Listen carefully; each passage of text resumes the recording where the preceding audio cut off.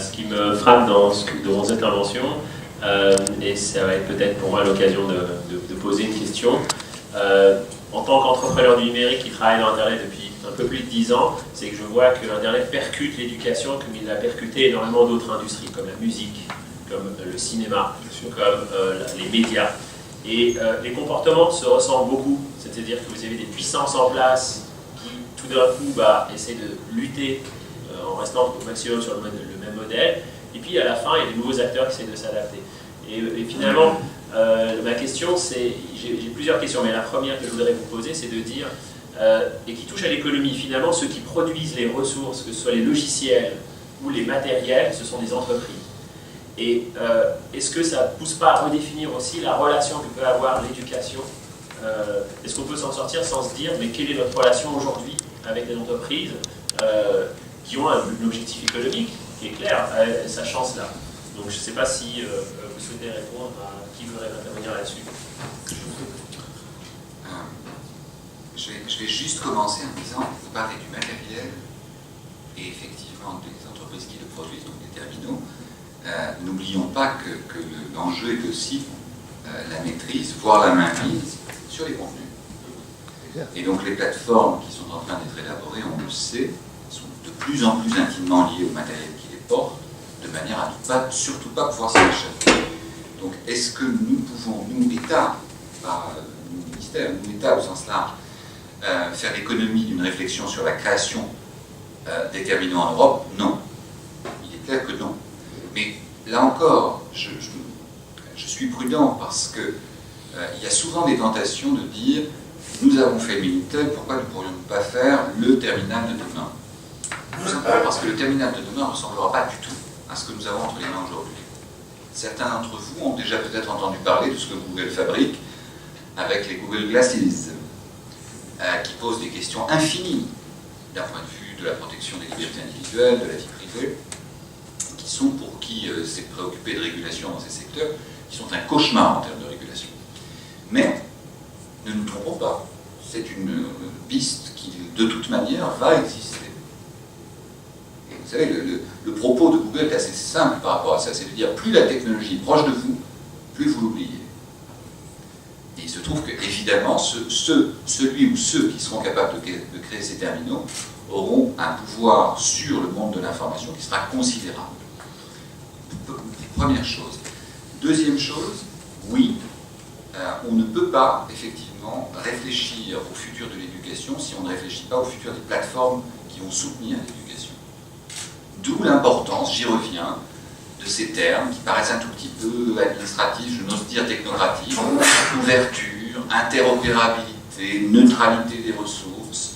Ces trois grands principes qui sont et qui forment le débat actuel de la régulation d'Internet doivent être particulièrement vrais pour l'éducation. Le débat qui se trouve aujourd'hui ouvert sur la non-possibilité de revendre des ressources numériques culturelles doit faire se lever tout citoyen digne de ce nom pour empêcher qu'on ne referme, y compris dans des établissements publics culturels, puisqu'on a vu, ça pose des questions, y compris pour la BNF et quelques autres. On ne peut pas, effectivement, être insensible à ces questions. Toute la logique de transmission du savoir, ce n'est pas, je crois, un certain Joël de René présent dans la salle, qui tenait à rappeler l'origine du mot manuel, à savoir chose que l'on tient dans la main, mais que l'on pouvait prêter, que l'on pouvait effectivement échanger. Aujourd'hui, la ressource numérique est une ressource infiniment peu chère à dupliquer, mais, pour des raisons économiques évidentes que vous évoquiez, infiniment bridée dans sa transmission. Ceci ne doit pas être la norme pour l'éducation et au-delà pour l'ensemble des savoirs utiles aux citoyens.